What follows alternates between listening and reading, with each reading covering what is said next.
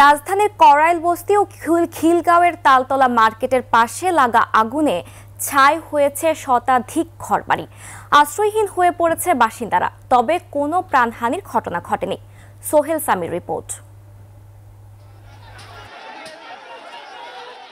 মধ্যরাতে মহাখালীর করাইল বস্তির একেবারে মাঝ বরাবর লাগে আগুন। নিমিষেই পুড়ে ছাই হয়ে যায় বাড়ি। আগুনের লেলিহান শিখায় চারিদিকে আতঙ্ক ছড়িয়ে পড়ে।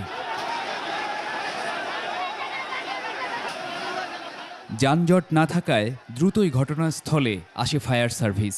আধা ঘন্টার চেষ্টায় আগুন নিয়ন্ত্রণে আসে। আগে থেকেই এখানে প্রতিকারমূলক ব্যবস্থা ফায়ার সার্ভিস সিভিল ডিফেন্স থেকে গ্রহণ করা হয়েছে। এখানে প্রশিক্ষণ দেওয়ানো হয়েছে বস্তির যারা নেতৃস্থানীয় আছে তাদেরকে, এবং এখানে মহড়াও তাদেরকে নিয়ে করা হয়েছে, যার কারণে আগুনটা খুব দ্রুত নিয়ন্ত্রণে আনা সক্ষম হয়েছে। সর্বস্ব হারানো দরিদ্র মানুষগুলোর থামছে না আহাজারি।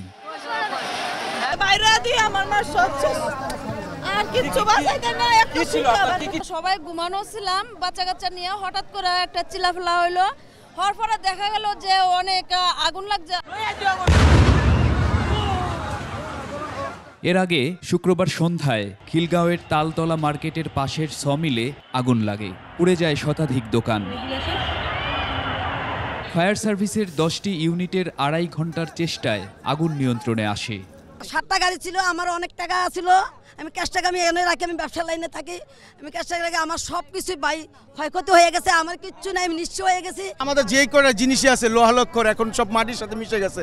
ওই অতটুকু যদি সম্বলটা কেউ না নষ্ট না করে।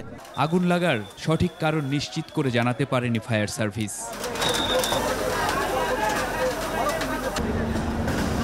সোহেল সামি, 21 টেলিভিশন, ঢাকা।